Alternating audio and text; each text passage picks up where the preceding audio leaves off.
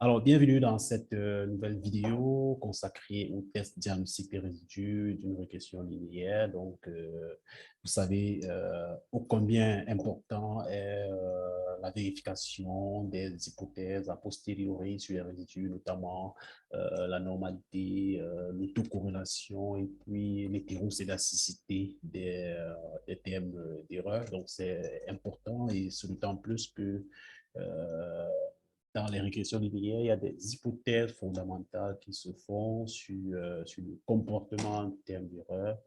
Et ces hypothèses-là, comme la normalité par exemple, est assez importante puisque c'est la normalité qui permet de tester la significativité des coefficients via le test de Student. Donc, à partir du fait que les résidus suivent une loi normale, on arrive à construire une statistique qui suit une loi dite de Student qui permet de tester la significativité des coefficients. Donc, cette hypothèse de normalité-là mérite d'être vérifiée. Donc, autant que l'autocorrélation, qui est également importante. Donc, si le terme d'erreur euh, sont autocorrélés, c'est un problème. Donc, on devrait pouvoir estimer un modèle dans lequel le terme d'erreur n'est pas prévisible. En fait, on ne peut pas prédire. Si on peut prédire le terme d'erreur à partir de ces valeurs précédentes, ça veut dire qu'on peut améliorer le modèle, ce d'autant plus que le modèle a pour but de pouvoir non seulement faire des inférences, mais de pouvoir faire la prévision. Donc, on peut améliorer la qualité du modèle lorsque les résidus sont autocorrélés. Parallèlement, l'hétéroscédacité, l'homoscédacité des erreurs est également importante parce que, bien évidemment, l'hypothèse fondamentale, c'est la constante de la variance. Donc, si le terme résiduel a une variance qui n'est pas constante, ça veut dire que le terme résiduel n'est pas stable. Et donc, lorsqu'il n'est pas stable, ça fait que les prévisions ne sont pas du tout bonnes parce que le terme d'erreur à une certaine variabilité. Ben, du moment où la variabilité est constante, on est content parce qu'on est sûr qu'on a un modèle qui est relativement stable, même si la variance est élevée, pourvu qu'elle soit maîtrisée, qu'elle soit constante. Donc, si vous regardez l'une de mes vidéos pour la première fois, n'hésitez surtout pas à vous abonner, à activer la cloche de notification. Et une autre chose à faire, c'est de pouvoir me laisser un like. Ça permettra à tous ceux nécessités de pouvoir tomber cette vidéo et pouvoir en tirer le maximum de profit. Alors, partagez, faites des commentaires. Si vous avez des préoccupations, nous chargerons de vous répondre. Alors, la régression linéaire, ce n'est pas l'objectif. Donc, estimer un modèle de régression linéaire, ce n'est pas l'objectif de cette vidéo, mais nous allons d'abord commencer par là, puisqu'il s'agit de vérifier les hypothèses a posteriori sur les résidus, notamment les tests de corrélation, d'hétéroscédacité et puis de normalité des erreurs. Donc, nous avons là une base de données. Donc, les noms des variables importent peu. Donc, on a une série de variables Y1, Y2, Y5 qui représentent les variables qu'on veut expliquer et trois variables explicatives, X1, X2 et X3. Donc, on a là. On va estimer un premier modèle dans lequel on va expliquer la variable y1 en fonction des variables x1, x2, x3. Donc, les noms de variables n'étant pas importantes, ici, le plus important, c'est de pouvoir voir comment analyser le diagnostic des résidus. Donc, nous allons estimer notre modèle de régression linéaire, régression, euh, analyse, donc nous sommes dans l'onglet analyse, régression, et puis nous allons choisir régression linéaire. Donc, au niveau de la variable explicative, donc j'avais déjà insérer les variables, je vais réinitialiser. Donc ici, donc, dans l'espace réservé à la variable dépendante, je vais mettre ma variable y. Donc pour les variables explicatives, je vais sélectionner mes trois variables explicatives, x1, x2, x3, et envoyer dans l'espace réservé aux variables.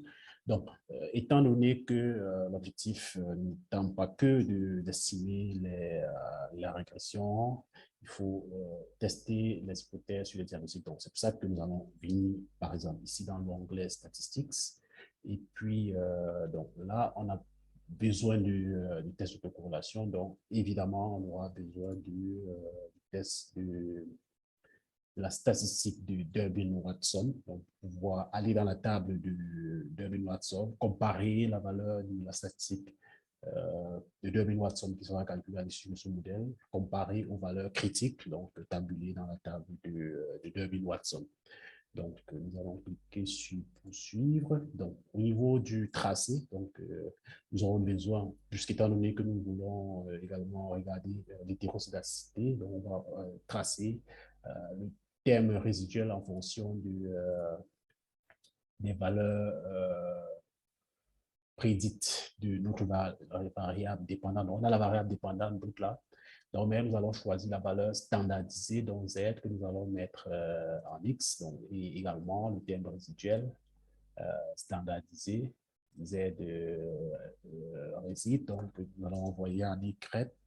On peut regarder l'histogramme de normalité pour comparer à la loi normale, dans l'histogramme de la loi normale, et même tracer la courbe, la probabilité gaussienne, voir à quel point la courbe s'ajuste à la loi, à l'histogramme s'ajuste à la loi normale. Donc, est-ce que les points de l'histogramme, s'ils ne sont pas complètement à l'intérieur de la courbe, se rapprochent plus ou moins d'une forme normale. Donc, nous allons cliquer sur poursuivre. Donc, au niveau des enregistrements, là, nous allons enregistrer, donc je vais enregistrer juste les valeurs standardisées au niveau des résidus, puisque tout à l'heure, nous allons l'utiliser pour pouvoir enregistrer, pouvoir faire du test de normalité. Donc, des résidus. Donc, nous allons enregistrer au niveau des résidus la valeur standardisée du terme résiduel. Donc, également, nous allons enregistrer la valeur standardisée de la valeur prédite. Mais bon, ce n'est pas important puisque à travers tout à l'heure le tracé, on a pu déjà demander à SPSS de pouvoir représenter le graphique du nuage de points entre les valeurs standardisées des résidus et les valeurs standardisées de la valeur prédite. Donc, ça permettra de voir s'il y a une certaine homogénéité, pour pouvoir affiner l'homocédacité de nos termes d'erreur. Donc, poursuivre. Au niveau d'options, donc, pas grand-chose. Bon, la valeur terme constant, donc naturellement, c'est une valeur qui est souvent cochée par défaut. Donc, et nous allons enregistrer ici, donc nous allons bien préciser les valeurs enregistrées et puis nous allons cliquer sur poursuivre et par la suite cliquer sur OK. Donc, lorsque on a fait tout ce paramétrage-là, il y a la régression qui va apparaître là. Donc, au-delà de la régression, on aura les résultats de notre régression qui sont là, variables introduites, éliminées, tout ça, et le récapitulatif du modèle. Donc, et vous voyez que dans le récapitulatif du modèle, on a le R carré, donc c'est pas important, c'est pas ce qui nous intéresse. Une des valeurs qui nous intéresse ici, c'est la valeur de la statistique de Durbin-Watson que nous avons paramétrée tout à l'heure en lui demandant de fournir cette valeur-là. Elle a été fournie. Nous allons aller la comparer aux valeurs tabulées dans la table de Durbin-Watson, donc pour pouvoir prendre la décision si oui ou non nos résidus sont autocorrélés ou pas. Ou alors, on ne peut pas du tout prendre de décision. Donc, on le saura tout à l'heure. Donc, concernant le paramètre ANOVA et puis coefficient, là n'est pas notre intérêt. Donc, on a les coefficients de notre question, la significativité, mais là encore, ce n'est pas ce qui nous intéresse. Ce qui nous intéresse, c'est surtout au niveau des graphiques. Donc, on peut voir là que le histogramme de la valeur prédite de Y sont là et s'ajustent presque à la loi normale. Donc, lorsqu'on regarde l'histogramme et puis la courbe de normalité, certes, il y a des valeurs qui se retirent plus ou moins, mais c'est plus ou moins cela. Donc, on peut regarder également le pp-plot, la régression des résidus standardisés. On voit qu'elle s'ajuste presque parfaitement à la première bisectrice. Certainement, les erreurs suivent une loi normale, mais on va le vérifier tout à l'heure avec le test de Kolmogorov, Smirnov ou alors, enfin, il y a un deuxième test dont j'oublie la valeur, mais nous allons y revenir tout à l'heure. Donc, le graphique du nuage de points des variables Y et les résidus standardisés, là, permet de voir une certaine homogénéité des points.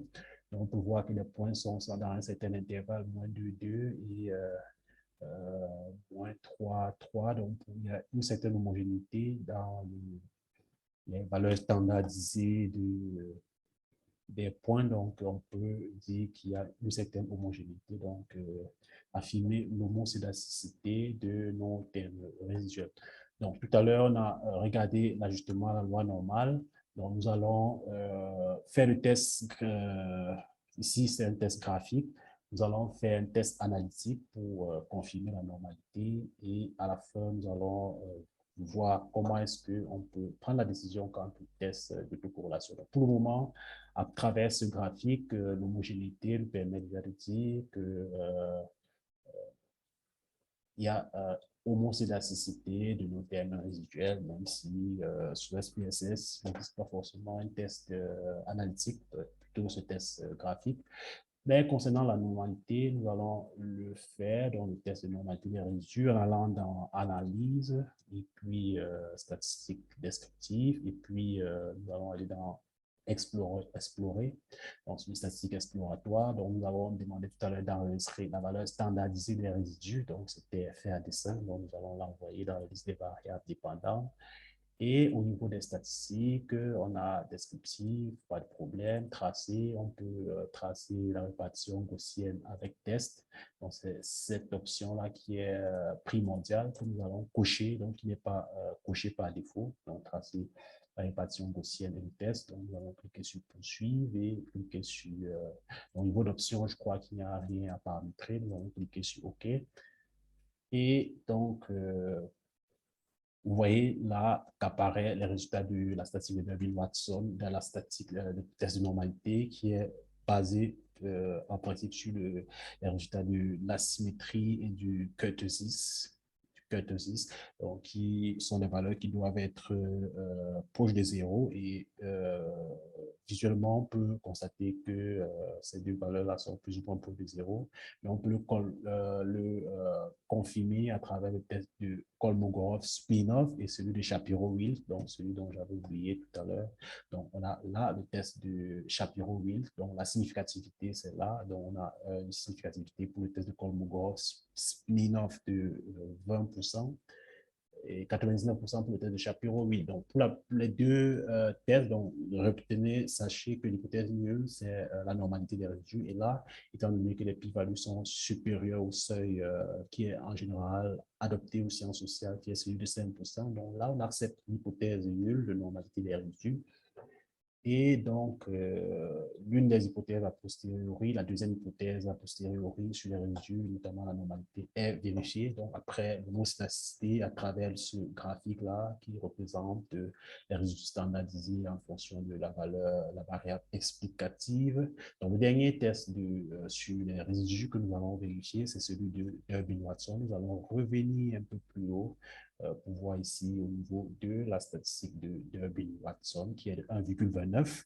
Nous allons aller dans la table de Durbin-Watson, donc vous pouvez la télécharger en ligne, elle est libre, donc pour voir les valeurs de 5%, du seuil de 5%. Donc on a dans nos estimations, si je peux revenir à la base de données, on a trois variables explicatives et 36 observations dans notre base de données. Donc, on a trois variables explicatives et 36 observations dans notre base de données. Donc, dans la table de Durbin-Watson, ça correspondra aux valeurs de la statistique pour k égale à 3, donc k égale à 3 variables explicatives, et n égale à 36. Donc, on a la valeur, la petite valeur et la grande valeur critique de Durbin-Watson, donc 3 et 36, k égale à 3, n égale à 36. Donc, on est à 36 là, donc on est ici. Donc, voilà la petite valeur de la valeur critique 1,29. La grande valeur, c'est 1,65. Donc, si on peut regarder là, donc l'interprétation du test de Durbin-Watson dans ce tableau, on verra que dans l'analyse, on doit D1, c'est la petite valeur et D2, c'est la grande valeur. Donc, on a lorsque la valeur de la statistique de Durbin-Watson est entre 0 et D1, donc on a une autocorrélation positive. Lorsqu'elle est entre D1 et D2, c'est indéterminé. Lorsqu'elle est entre D2 et 4 ou moins D2, donc on a l'hypothèse nulle valide, donc l'hypothèse nulle de non-autocorrélation. Également, lorsqu'elle est entre 4 moins D2 et 4, on a autocorrélation négative. Donc ici, c'est indéterminé. Donc, le cas de la non-autocorrélation, c'est lorsque la statistique de Durbin-Watson est située entre D2 et 1, 4 moins D. Donc ici, dans notre tableau, on voit que la statistique de Durbin-Watson est de 1,29. Donc, dans quel intervalle on se situe? 1,29. Si on revient à la table de Durbin-Watson, 1,295, donc c'est quasiment la valeur critique. Donc, on est quasiment dans l'intervalle D1, D2. Donc, hypothèse nulle valide. Donc, hypothèse nulle du test de Durbin-Watson simule qu'il y a non-autocorrélation. Donc, on accepte l'hypothèse nulle de non-autocorrélation. On est dans l'intervalle D1, D2, l'hypothèse nulle est donc valide, synonyme de non-autocorrélation. Donc, c'est une bonne nouvelle pour notre régression. Donc, on a vérifié les trois hypothèses de notre régression linéaire, notamment la normalité des mesures, l'homocédacité et puis la non-autocorrélation des erreurs. Donc, voilà, donc c'était tout pour cette vidéo. Nous espérons qu'elle vous aura été utile. Et si vous ne l'avez pas encore fait, n'hésitez surtout pas à vous abonner et à activer la cloche de notification pour ne rien rater de nos prochaines publications. Et d'ici à là, portez-vous bien et on se donne rendez-vous très prochainement dans de nouvelles aventures.